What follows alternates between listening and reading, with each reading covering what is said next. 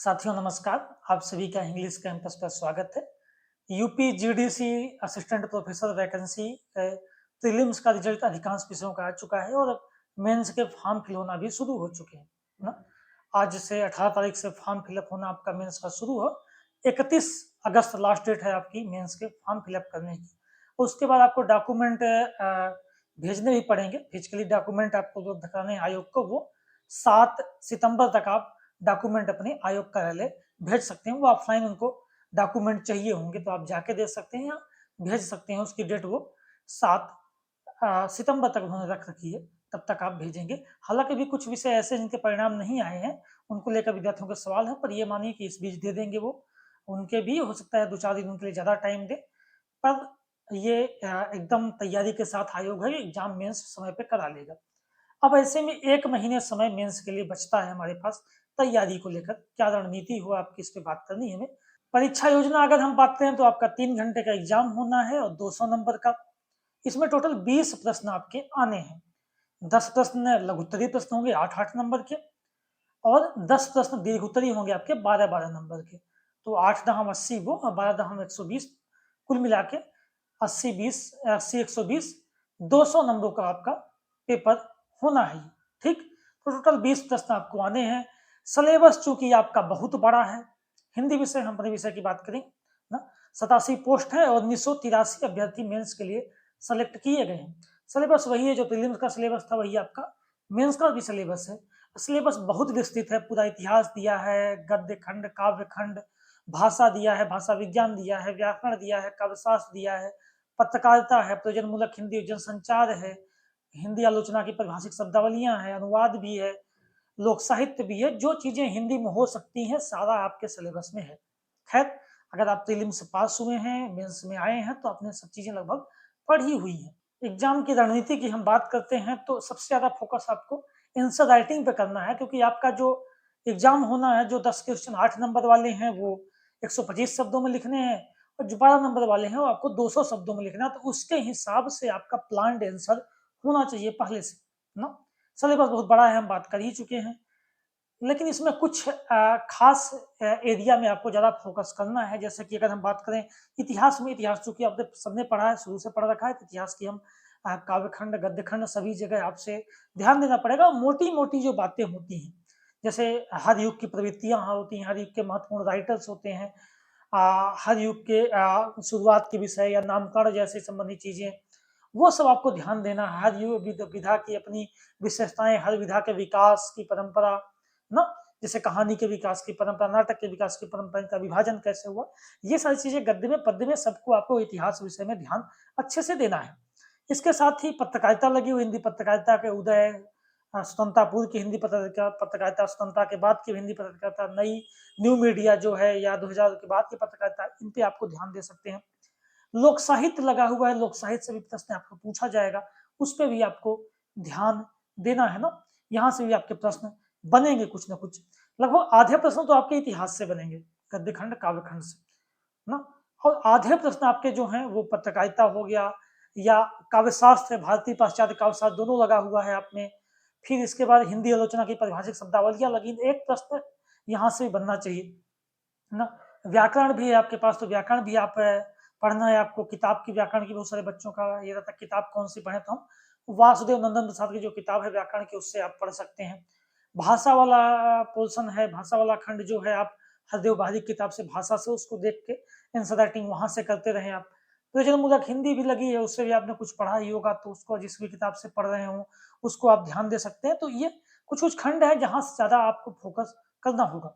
इसके साथ ही अनुवाद लगा हुआ है, अनुवाद से भी एक आध प्रश्न आपके बनने चाहिए। और उन्होंने एक चीज और दे रखा है, गद्यांश वाले भाग से भी प्रश्न बनाएंगे। तो ये सारा चीजें बड़ा वास्ट सिलेबस है हमारा, बहुत बड़ा सिलेबस है। पत्रलेखन लगा हुआ है हमारे सिलेबस में, तो पत्रलेखन से भी प्रश्न बनेंगे। एक आध प्रश्न पत्रलेखन से भी आना चाहिए। पत्रों के प्रारूप, कार्यालयी पत्र कैसे क्या लिखे जाते हैं, उस पर आप ध्यान दें।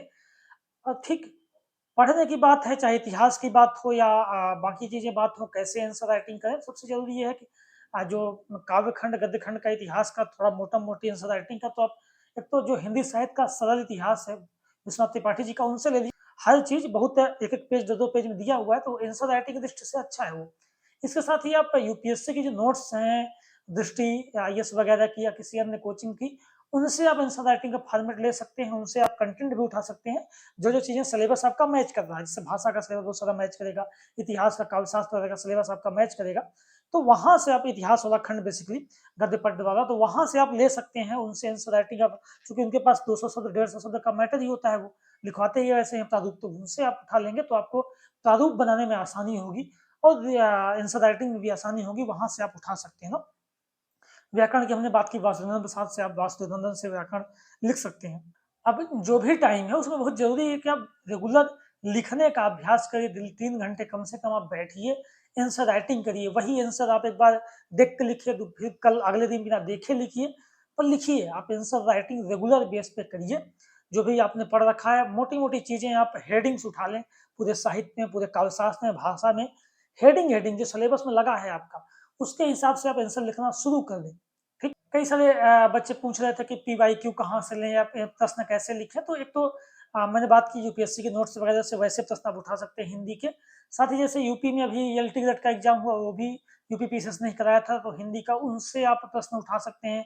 हरियाणा में एग्जाम हुआ था मेंस रिटन, उससे आप थोड़ा सा प्रश्न ले सकते हैं ना, तो वहां से ले। लेकिन आप, मैं सीधी सीधी बात करूंगा, हेडिंग्स जो है पूरे साहित्य में, आप मास्टर्स किए, नेट ज्यादा किए, उसके बाद प्रीलिम्स दे के आए, आपको इतना पता है कि, तो आप बस घबराना नहीं है।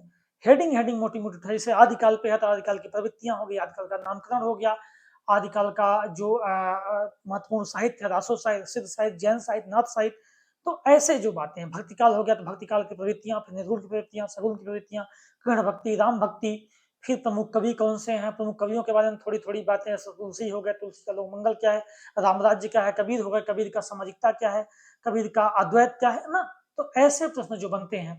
भारतेंदु की बात है तो भारतेंदु की विशेषताएं क्या क्या है, भारतेंदु में राजभक्ति और राष्ट्रभक्ति का जो द्वंद्व है, ठीक, भारतेंदु के प्रमुख राइटर भारतेंदु मंडल क्या है, तो ये सारी चीजें, या कुछ कुछ ऐसे शब्द जो जिनमें प्रश्न बन सकते हैं, कवि समय क्या है, मिथक क्या होता है, बिंब क्या होता है, प्रतीक क्या होता है, जो जो चीजें परिभाषित शब्दावली की जैसी चीजें हैं, तो उन पे आप जितने प्रश्न आपके ऐसे माइंड में आए उनको खुद से बनाएं प्रश्न, और आंसर राइटिंग का प्रयास करें, देख के पढ़ें, लिखें, बिना देखे लिखें।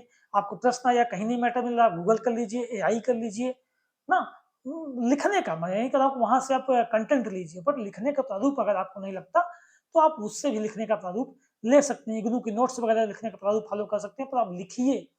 समय ये है कि रेगुलर आपको लिखने का अभ्यास करना है, अच्छे से अभ्यास करना है, जिससे आप वहां तैयारी आपकी रहे, पूरा लिखने के 3 घंटे आप लिख पाए अच्छे से, क्योंकि आपको 20 प्रश्न लिखने हैं, और 20 प्रश्न में 125 शब्दों का हमने बात किया, वो मतलब लगभग 1.5 पेज हो जाएगा, और 200 शब्द का लगभग, वो तो लगभग 2 पेज के आसपास हो जाएगा, 1.5 पेज 2 पेज के आसपास आपको लिखना है, मतलब आपको लगभग 35 पेज के आसपास टोटल लिखने होंगे, तो उसके हिसाब से आपका अभ्यास रहना चाहिए। ठीक है, ज़्यादा नहीं लिखना है, 35 पेज आप लोग लिखते आए हैं तो उसमें परेशान बहुत नहीं होना है, पर यह है कि आपका अभ्यास हो निरंतर, तो आप कर पाएंगे, क्योंकि वहाँ तुरंत समय नहीं होगा। हम जब एमए वगैरह में लिखते हैं, यूजी में लिखते हैं, तो वहाँ ये होता है कि हम 5 प्रश्न 6 प्रश्न लिख लें, लेकिन यहाँ प्रश्नों की संख्या बहुत है, आपके पास सोचने का समय नहीं है, आप एक उत्तर लिखेंगे, अगला उत्तर आप तुरंत सोचना शुरू कर दें, लिखना शुरू कर दें ना, तो उसके लिए पहले से अभ्यास होना चाहिए, जो भी सिलेबस है उसको आप पूरा पलट लें एक बार, सिलेबस के अकॉर्डिंग आप पूरा तैयारी अच्छे से कर लें। आप मैंने बात ही की, दृष्टि की नोट्स, इग्नू की नोट्स, गूगल का सहारा लें, और आंसर राइटिंग जरूर करें, जो भी समय है उसमें अब ज़्यादा कुछ कहने को है नहीं, आप भी सब लोग जानते हैं ना, मैं कुछ अलग से बता दूंगा ऐसा कुछ तो है नहीं, पर यह है कि लग जाइए, 1 महीने समय है और ठीक ठाक समय है, अभी आप आंसर राइटिंग प्रैक्टिस अपनी अच्छे से कर सकते हैं। ठीक है।